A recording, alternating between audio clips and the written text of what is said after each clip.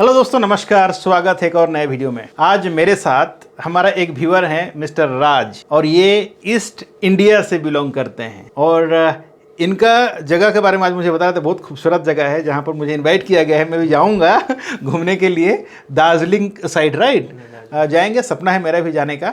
लेकिन आज एक बहुत अच्छा मकसद से हमने इसे बुलाया है यहाँ पर कि ये आपका हेल्प कर सके। जी हाँ दोस्तों, जो भी जॉब सीकर्स जिनका सपना है माल्टा जाने का, अभी जो नया प्रोसेस चालू हुआ है माल्टा गवर्नमेंट की तरफ से, बहुत ही क्रिटिकल हो गया है, लोग सोचते हैं। लेकिन जब मैंने राज से बात किया तो इन्होंने अपना एक्सपीरियंस शेयर कर रहे थे मेरे से, तो मुझे लगा कि ये जो सारी बातें मुझे जो बताया जा रहा है, मैंने सोचा कि आपके साथ भी शेयर किया जाए।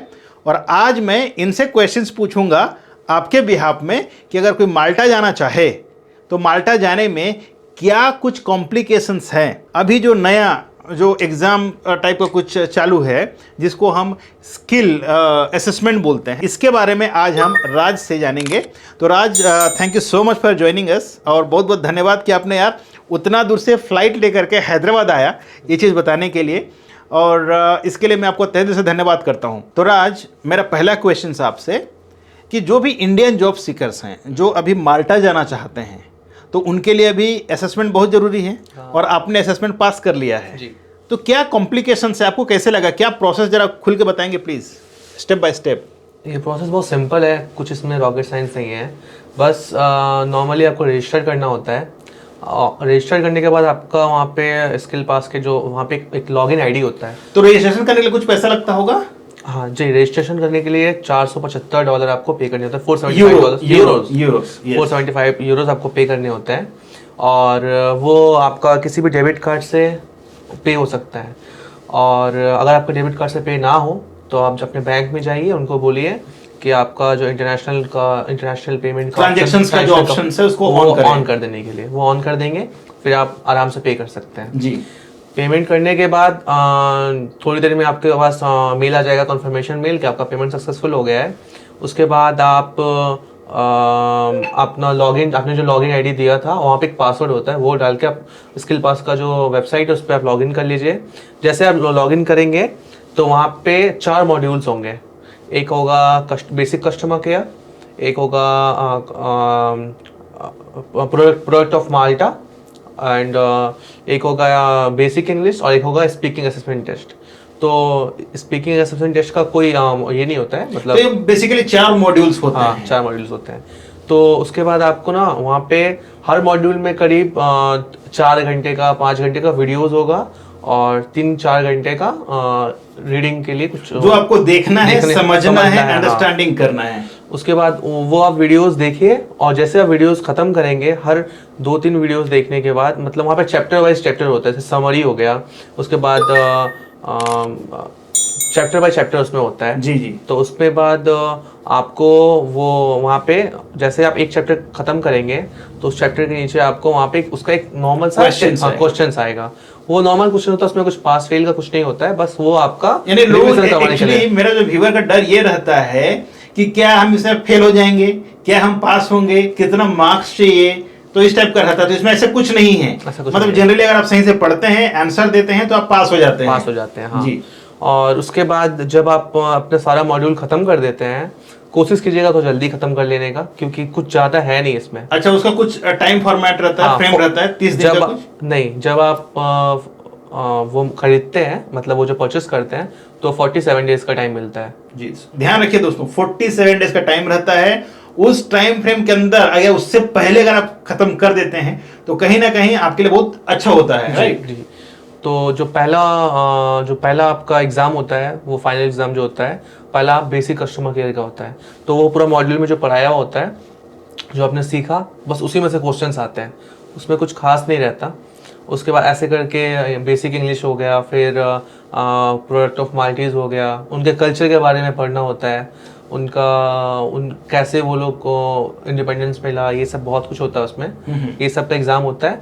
जब ये आप पास कर लेंगे, ये चारों एग्जाम जब आप पास कर लेंगे, उसके बाद आपको आपका जो ऑक्यूपेशन है, जैसे कोई वेटर है, कोई शेफ है, तो आपको वहाँ से ऑक्यूपेशन आपको पिकअप करना है उसमें से, फिर उसका एग्जाम देना है। अगर आप उस एग्जाम में पास हो गए तो उसके बाद आप उसका आपके फ़ोन पे मैसेज आ जाएगा फेज़ 1 का। ओके। और फेज़ 1 का जब वो आप फेज़ 1 कंप्लीट करने के बाद 2 दिन के अंदर आपके फ़ोन पे मेल आ जाएगा, आपके जीमेल पे। तो उस पे से जाके आपको फेज़ 2 के लिए अप्लाई करना है और आपको VFS में स्लॉट लेना है। ओके, तो आपका भी शायद VFS का जो स्लॉट था वो पूरा हो चुका है। हाँ, आज ही हुआ है। जैसे आपने जिक्र किया कि आपका VFS ग्लोबल का जो भी मतलब प्रोसेस था वो कंप्लीट हो चुका है, तो आपका एक्सपीरियंस कैसे रहा VFS ग्लोबल के साथ?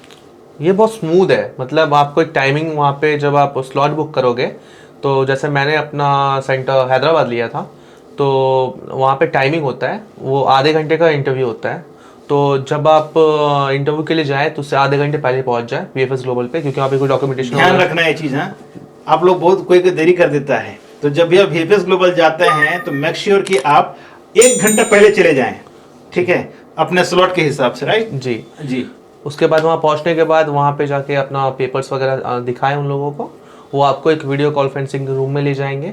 ले जाने के बाद आपको वहाँ पे ऑलरेडी वहाँ पे एक आपको वहाँ पे जो कोई बैठा था पूछने के लिए? नहीं, वहाँ पे वीडियो कॉल पे ही बात होता है। अच्छा, वीडियो कॉल पे, मतलब आपके पास स्क्रीन रहेगा। हाँ। स्क्रीन में कोई क्वेश्चंस पूछेगा, हाँ, बाहर से कोई बाहर से क्वेश्चन पूछेगा और बस आपको उनका आंसर देना है। और उस टाइम भी जो वो क्वेश्चन पूछते हैं वो जो आपने फेज़ 1 में जो पढ़ा था, तैयारी किया था, उसी टाइप का, उसी से रिलेटेड। तो मुझे एक चीज समझ में आया कि सबसे बेस्ट तरीका है आपको कॉन्फिडेंट रहना है जी, डरना नहीं है, हेजिटेट नहीं होना है, और जो भी आपने पढ़ा है उसको ध्यान से याद रखना है।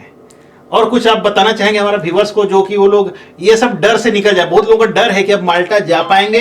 मैं एक चीज आपसे जानना चाहूंगा, हमारे ज्यादातर व्यूअर डर जाते हैं कि क्या अब हम माल्टा जा पाएंगे, क्या हम असेसमेंट क्लियर कर पाएंगे, क्या हम इंग्लिश टेस्ट दे पाएंगे, क्या मुझे इंग्लिश आएगा, क्या मैं VFS ग्लोबल तक पहुंच पाऊंगा? ये डर लोगों के मन में भरा पड़ा है। और आप हमारे पास एक एग्जाम्पल बैठे हैं जो सब कुछ क्लियर कर चुके हैं, ठीक है। और देखिए, जो जीतता है उसी का नाम होता है, और इसीलिए हम इनको यहाँ पर बुलाया है ताकि ये आपके लिए रोल मॉडल है। तो बताइए, क्या सचमुच डरना चाहिए? जी, डरने का कुछ नहीं है इसमें। देखिए, बस बहुत नॉर्मल सा है, बस जो आपको मॉड्यूल देगा उसमें पढ़ाई कर लिए अच्छे से आप, और कोशिश कीजिएगा कि जो भी आप पढ़ रहे हैं उसका नोट बना ले आप। ओके। जो भी आप उसमें जो पढ़ाया जा रहा है उसको नोट बना लीजिए आप, और जो मेन उनका पॉइंट है जो आपको लगे कि नहीं ये पूछा जा सकता है। और वैसे क्वेश्चन बहुत इजी होते हैं, ट्रू फॉल्स के क्वेश्चन होते हैं, रीअरेंज का क्वेश्चन होता है, जो बहुत सिंपल होता है। आपके लिए हो सकता है सिंपल है, बाकियों के लिए हो सकता है बहुत जी कठिन हो। अगर आप बस अपने इंग्लिश पे ये करें। हाँ। तो आपके कहने का मतलब है जिसको इंग्लिश नहीं आता, क्या वो माल्टा नहीं जा सकता? जी नहीं, जा सकता है,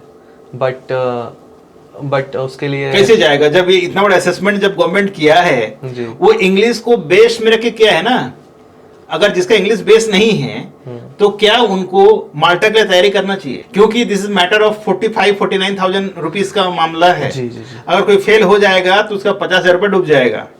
तो आप, ठीक है, आपको इंग्लिश आता है, ठीक है, आप इंग्लिश बोल पाते हैं, लिख पाते हैं, पढ़ पाते हैं, समझ सकते हैं, जो 4 तरीके का जो होता है चीजें ना, वो आपके पास है, वो क्वालिटी। जिनके पास नहीं है, अगर वो भी चाहे माल्टा जाने के लिए तो क्या पॉसिबल है? क्योंकि अब सबको तो असेसमेंट के थ्रू जाना है। जी नहीं ना।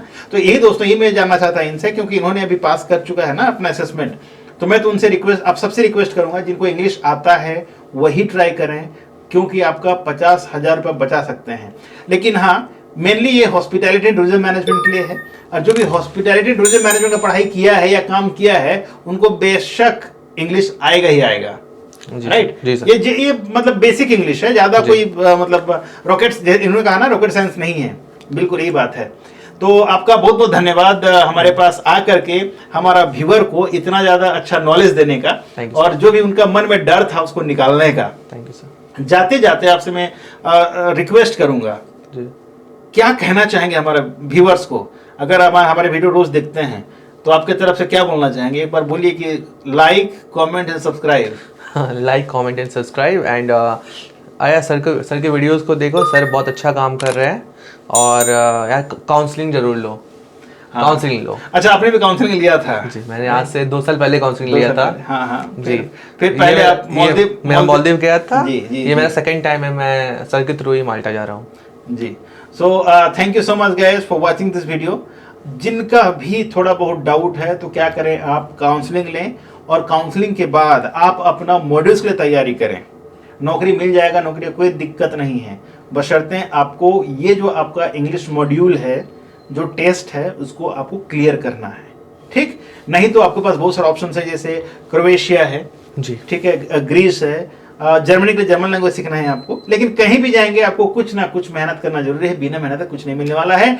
इन्होंने बहुत मेहनत किया है तभी जाके यहाँ तक पहुंचे हैं। और wish you all the best कि आप जहां भी आप जाना चाहते हैं उस कंट्री में जाएं, अच्छा से पैसा इनकम करें, अपना लाइफ, अपना जिंदगी बनाएं और दिन दुगनी रात चौगुनी आप तरक्की करें। यही हमारा कामना और ऊपर वाला से दुआ रहेगी। बहुत बहुत धन्यवाद Raj, thank you so much guys, take care. जैसे इन्होंने कहा, वीडियो को लाइक, कमेंट और शेयर करें, किसको, अपने दोस्तों को, तभी उनको भी इंफॉर्मेशन मिल सके यार।